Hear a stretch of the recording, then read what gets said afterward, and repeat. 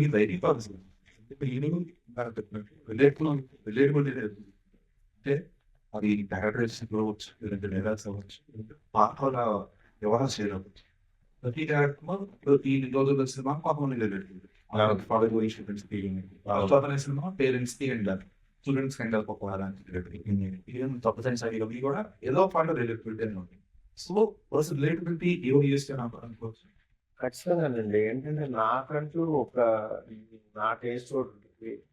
నేను ఆడియన్స్‌ని ఎలా ఎంటర్‌టైన్ చేస్తున్నాననేది ఒకటి ఉంది. నేను కొంచెం కాన్షియస్‌లో ఉండే ఆడియన్స్‌ని ఎంటర్‌టైన్ చేయాలి. అక్కడ బోర్ కొట్టించకూడదనేది ఒకటి. ఇవి ఎక్కడా నేను మిస్ అవ్వను. 99%. ఆహ్, ఎందుకంటే ఎంత మనం మన టేస్ట్‌ని రుద్దాలని ట్రై చేసినా సరే ఆడియన్స్‌కి నచ్చకపోతే అది ఇదవుతుంది. అందుకని మాక్సిమం ఆళ్ళకి నచ్చే సినిమా తీయడం కోసం ట్రై చేస్తాను.